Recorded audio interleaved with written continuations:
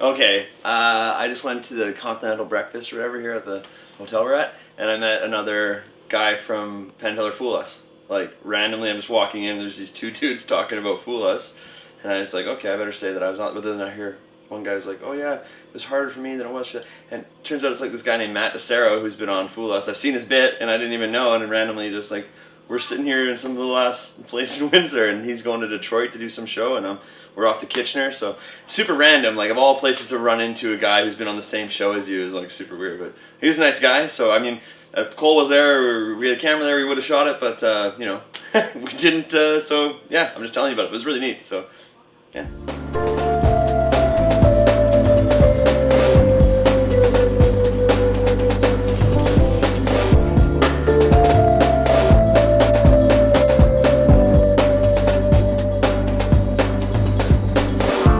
Well, 14 degrees, a beautiful sunny day. I've hijacked Cole's sunglasses, might never give them back. We're off to Waterloo! Woo! Yeah! I'm really excited today. Last night of shows. Here we go.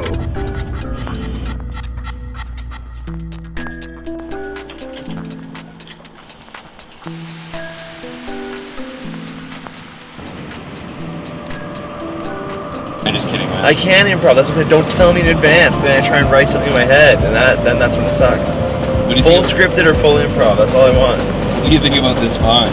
This fog's bullshit. You just asked me that.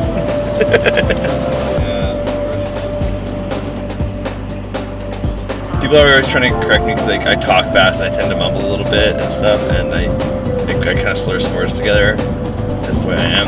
And I've tried to correct it, and I do work on it, and I do want to be more clear for sure, but I'm also not super concerned by it because it's part of the thing that some people love about watching me. If they see the same show more than once, they're like, I missed some stuff the first time, because I do tend to ramble on and mutter across some things, and if you don't really listen, then you don't get it, and then the next time you do, and some people like it, I don't know, I like it, and maybe I'm just justifying not enunciating everything properly, like, and I'm trying to make myself feel better, but it works.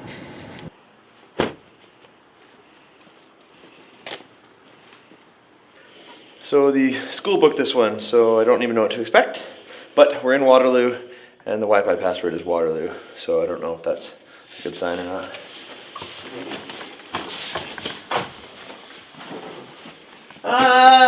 Yeah, okay, perfectly average normal room. I'll take it, sold.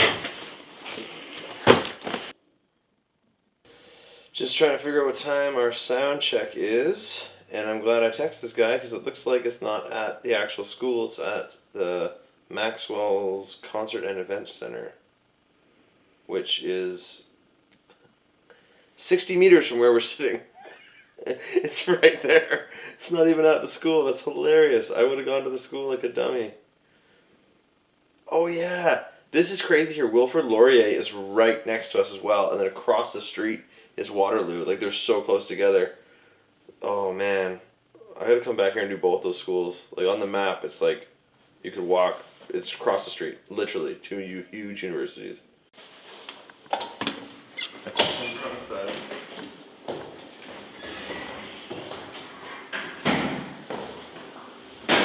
Right, another place, another boring hotel room. So we've been driving for 3 hours, so I think it's time to go out and see the town as opposed to sitting in a room and watching Netflix or whatever. So let's go look around.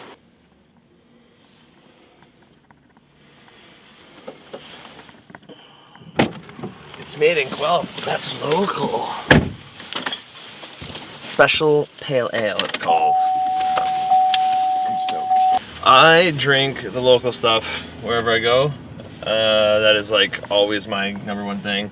So I'll rarely order the same beer twice in a row, just because of that reason. So we're in Waterloo. I gotta try the Waterloo Dark. That's like the main one here, so that's on my list. But yeah, always the local beers, and thank God for Uber, because then you can just drink and just Uber your way back. It's the best. I drink a lot and I travel a lot, and I'd say my preferred beer would be, I like the darker stuff. Actually, it depends on the season. Like winter and stuff, I'm drinking the dark beers are my favorite. But then for sure, spring, summer, I kind of tend to change with the seasons. So, and before shows, I try and stick with the lower percent beers. Like, I'm not going to drink some 9% craft beer before a show.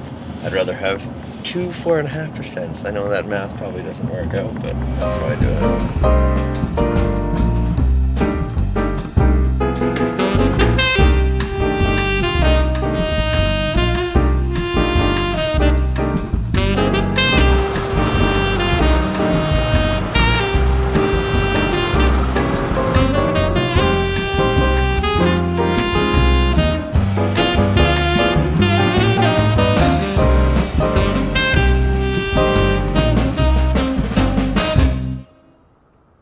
So we're in Waterloo and decided to get out of the hotel room for a bit, and look what you can find, right?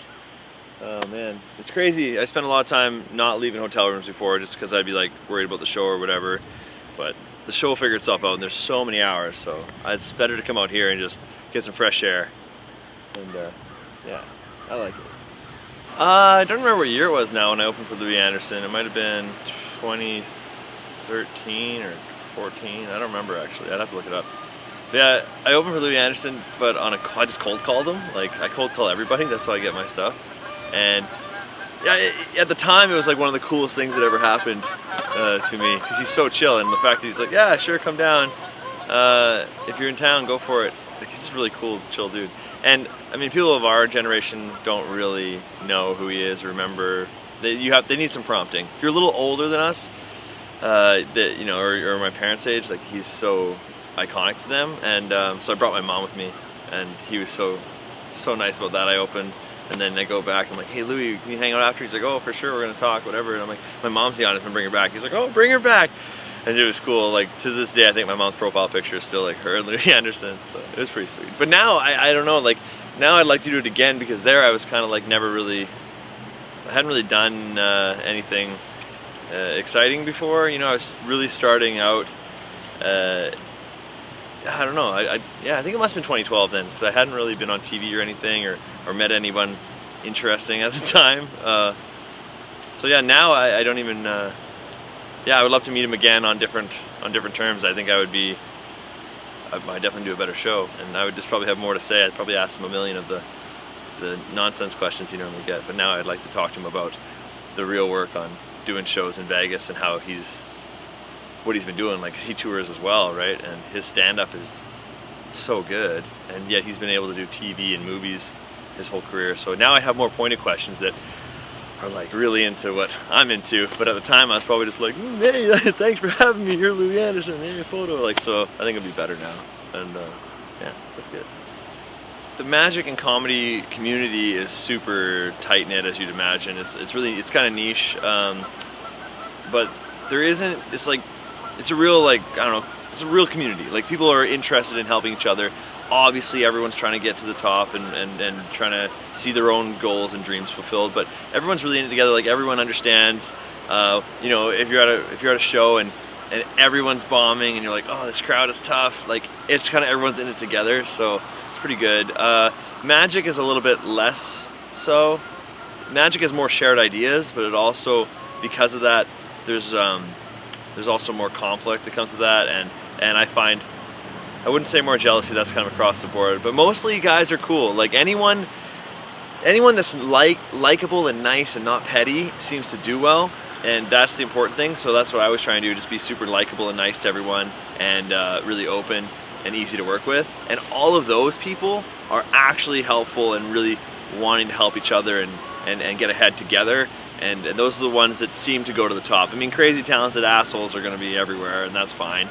But for the most of us, if you're just nice and good and work hard and are, like, you know, easygoing enough, then you know, it's a really good community and everyone's pulling each other along. And then you go, like, I do like Penn and Teller or whatever, and I get to go down and open for them at their show in Vegas. And you know, these guys have been in the industry for over 40 years, and I go backstage and hang out with them, and Teller's sitting there, and this guy's, you know, late 60s, 65, I don't know, something like that, and he loves magic. He loves magic to the point of guys that I know that are 13 and just learn their first card trick, and you see their eyes light up and they want to learn as much as they can. Teller is still like that. He for sure loves it more than me. He reminded me that, like, oh wow, you can still find all the joy all the time in this, and that was super cool, because I mean, I didn't know what to expect, but it wouldn't have surprised me if I got there and they just like will go out, do their show, go backstage, and just be like, all right, that's enough, work's done for the day. But no, he sits down, he's like, let's talk about magic, tell me everything, what are you interested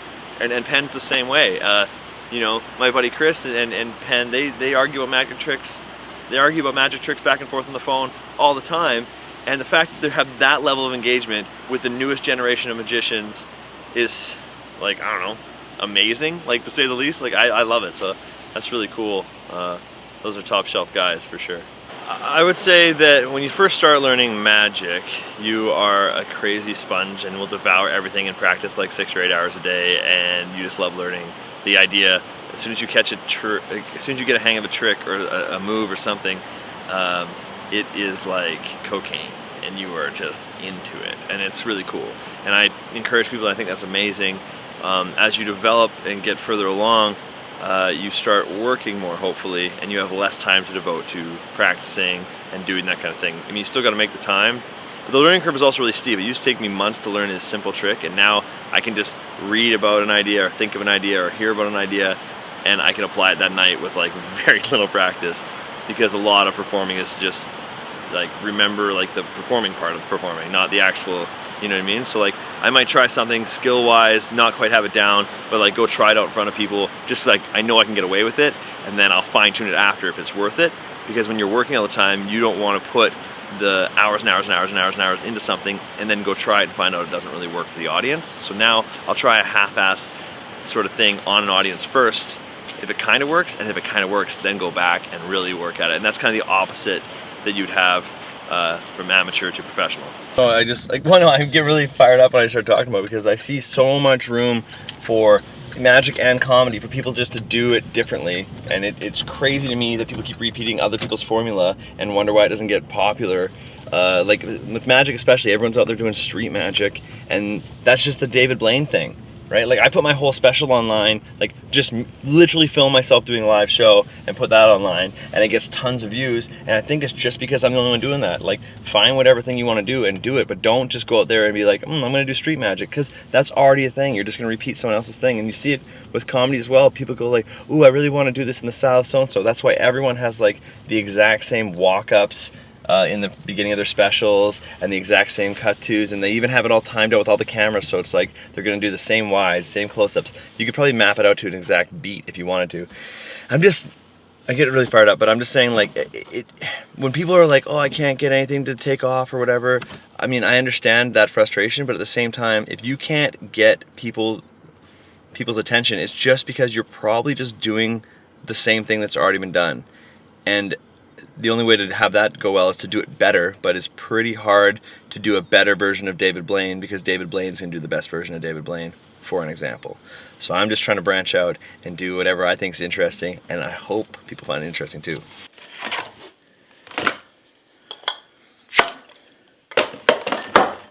Yes. Why is he calling me? Quit looking at me. Can I go have a beer apiece? I'm going in here. Fuck you. This is my beer drinking closet. You stay away from me. What's the point of fucking... That's a quote. Wes Barker. If you can't look down at your feet and make and like be happy, what's the point of having it? Oh, that's pretty funny. That's even better than Big Pimpin'. Here's some pen magic for you guys. You see the lid here? Vanishing lid trick, watch this. Like that, see? Fucking gone, right? Huh? Right? You guys don't give a shit. Gone, and I look for it, I find it over here, it's fine. Right? This one's really cool, check this out, watch. Watch, like this, one.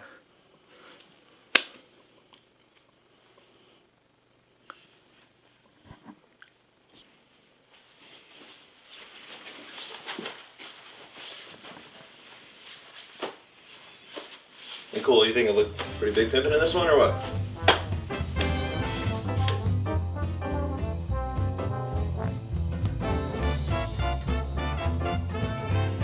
Does that sound alright? I think it's good. I thought I was doing a show at the university, but it's for the university, but just at a different venue. So now it's at like this, I don't know, concert entertainment event hall. but it's like sold out like 700 people. So I'm good. I have to adapt a little bit because the audience is like all standing now, not seated. So hey, I'm glad I found out now. At least I have a couple hours to sort it out, but it'll be good.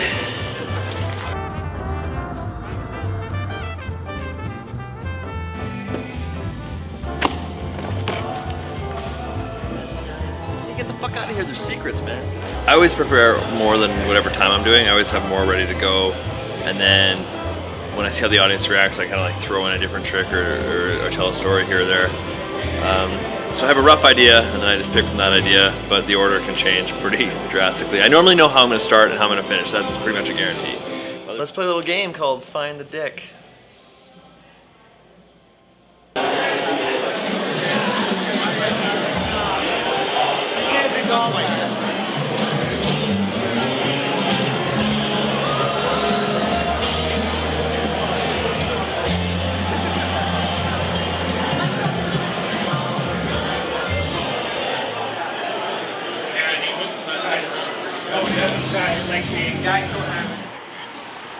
Sharpie. Super small Sharpie. Big Sharpie.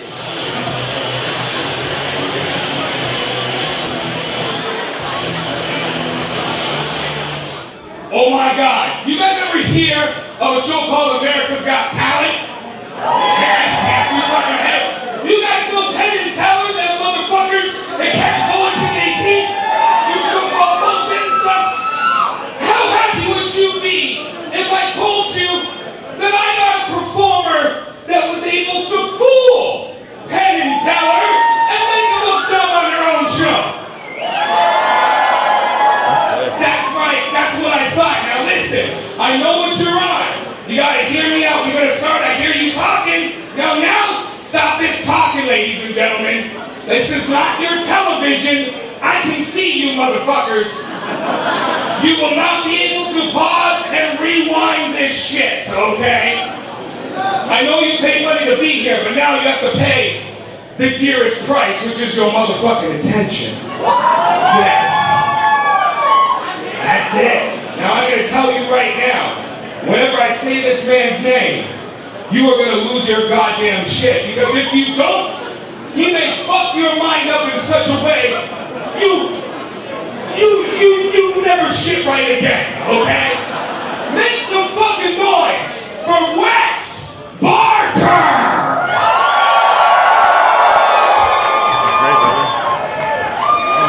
All right. Yes. Hello. All right. This is gonna be good. My name's Wes. I'm a magician. Yeah, that's the right response. Some of you guys are a little confused. You're like, this guy's too good looking to be a magician. No? All right. Are you in a relationship? What's her name? Dan. All right. Is he right here? Is he looking at me? Oh, that's fine. There we go. All right. Give me a 2-digit number. 14. Times. Give me a 3-digit number. 333. That's a good one. Times the number between 1 and 10 based on how track you find me. 9. We'll round it up or down. Don't go to 10. I'm not a 10. Ryan Reynolds is a 10. Yeah, 9. Fuck, I'm not a 10. Okay? I'm 90% straight because of Ryan Reynolds, alright? I'm not saying I would, I'm just saying push him to shove, I push him down, shove him up. Doesn't matter. Alright. 9 times. Give me another 3-digit number. 666 equals. It's a big number. Good. Hang on to that. Don't clear it. Let's hang on. I'm going to write it down for everybody here. Alright, what we got here? Got a pen somewhere. Here we go. Alright. Read it out. I'll write it down. Just read out like one number at a time. Alright, here we go. 6, 0, 4, 8, 2, 5, 8, 6, 1, 1. Good, right? Okay, we don't need that anymore. This is a big fucking number. You know what? This is enough to be a phone number. Let's call it. Yeah, that'll be good.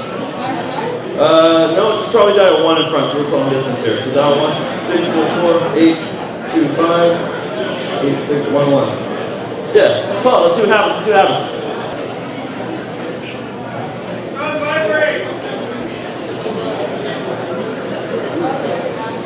Great. Oh, sorry, my phone's ringing. Hang on a second. That's really great. let's just make something perfectly clear. Is that actually you calling me? So now I have your number.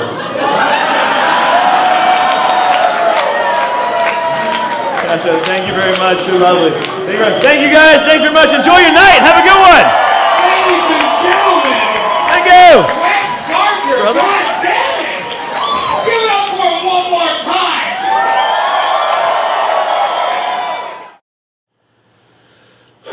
All right, we just got back to our hotel after the biggest show of the tour. It was like almost 800 people packed in this thing, and they didn't do seats, they just did standing, like nightclub style.